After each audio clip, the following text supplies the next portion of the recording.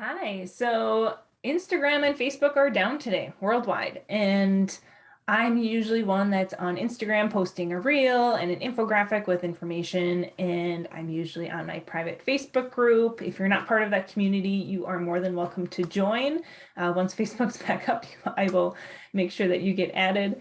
But I'm usually in that group on Mondays doing a Facebook Live on various nutrition topics. So instead, I'm going to just record this message and send it to my email list. Usually I send different topics on Saturdays, but doing an extra bonus email today just because there's no other way for me to get information to you. And that's what I'm all about, is serving you with different nutrition topics to help you fuel your body better for your sport. So I'm going to talk about eating for performance because I hear from a lot of people, they just don't know how to eat correctly for themselves. And while nutrition is very individualized, it's very personalized. That is why I created my nutrition coaching program, is to be able to help people find a flexible eating style that works for them in terms of their schedule, their cooking preferences, their training, their goals, their lifestyle. There's all the different aspects of people's lives. And so we put together a really nice, clear roadmap on how to get them to the outcome that they're looking for and how to create a eating style that they can maintain long-term. So I can't sit here and give you a roadmap for yourself, but I can give you a general idea of what types of things you can put into place to help yourself with fueling for performance and getting the best out of your body in your training and then in your ultimate, race day. So first and foremost is eating enough, making sure that you are aligning your energy intake with your energy output and having that balance. I think that's very, very important. I see many, many times for endurance athletes, they're putting all this training in. They think, oh, I just need to train harder. I need to train longer. I need to get in all of this work. And they're not putting in the same amount of priority into their nutrition, and they're under eating, they're under fueling, and their body isn't able to keep up with that training load and feeling from the inside and seeing really good results with their training and then on a race day. So making sure that you're eating enough. A couple of signs that you're not eating enough. One would be that you're hungry all the time. Another is you might be getting sick really frequently. You might be getting injured. You might notice that you're training more than ever and your performance is actually decreasing. You're getting slower. You're sore all the time. You're just feeling really low energy. You're tired all the time. Those are the types of things that are big signs that you need to take a look at your nutrition. You need to make sure that you are eating enough. You need to align those energy needs to make sure that you are supplying your body with what it needs to not only complete your workouts, but also to recover and repair your body after that workout. So you're not just fueling for your workout yourself, you're also fueling for the recovery that's going to take the rest of the time to prepare your body for that next workout. So think of it that way, is you're not just fueling your workout, you're fueling your body to continuously train day after day to get to that goal pace, that PR goal that you have for race day. And it's not just about the numbers either. I talk with quite a few clients about macros, the protein, carbs, fat, calorie ranges, making sure that we align those and find that energy balance, making sure we're getting enough protein so that we can encourage those muscles to repair and rebuild. Numbers are very important in helping us get to the results that we're looking to achieve, but it's also about food choices. You can still hit those numbers and eat absolute crap food, and that's not going to get you the results that you want to see either. It might get you to the results, but it's not going to be a good long-term successful thing for you because eventually that's going to catch up. So thinking about what kind of food choices you're making. Are you going towards some of the really convenience items that instead of more of the whole foods? Are you putting together meals that have fruits and veggies on your plate? Are you doing snacks that offer you both carbs and protein? Those are the types of things that you can look at as well that can really make a difference long term.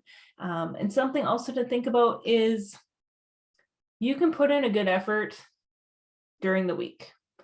You can put in a good effort for a couple weeks, but it's all about consistency. And this is my tip number 3 for eating for performance, is making sure that you are starting small with those, making changes and building on them. It's all about consistency over the long term. So not just the short term in terms of I'm going to eat really well this week and then I'll reevaluate for next week. It's putting together some sort of system that you can maintain long term that's easy and can help you be successful.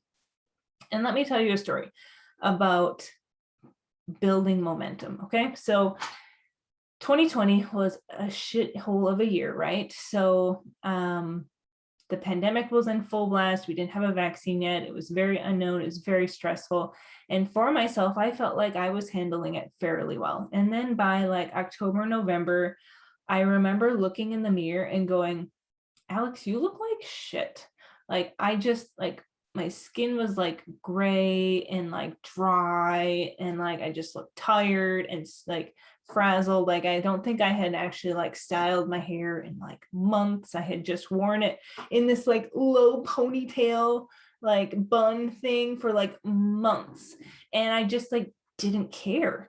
And at that point I said, you know what, you should probably start taking better care of yourself. I was eating pretty decently. I was exercising. I was actually just starting to exercise because I was about 8 months postpartum, 8-9 months postpartum from having my second child. So I was like still lactating, feeding my baby.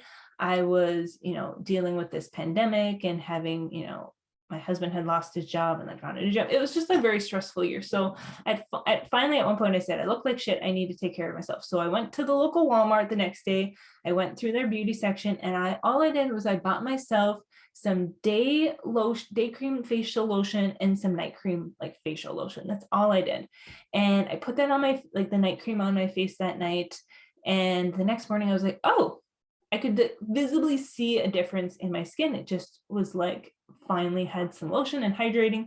And I was starting, that one little step of taking care of myself was what helped springboard me to the next step was exercising more frequently.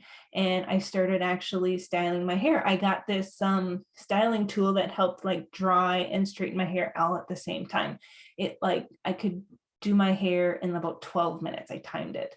And so I vowed, okay, when I shower, I'm going to do my hair every single time. And just that made a difference in how I felt about myself. And then I think I went and even got like my eyebrows done that hadn't been done in like over a year. And that made a huge difference. And just those little things consistently in improving how I felt about myself, not necessarily that I'm vain, but that I was starting to put myself ahead of others, because I had been taking care of my 2 little boys and my husband and getting through this pandemic, and I wasn't taking care of myself at all.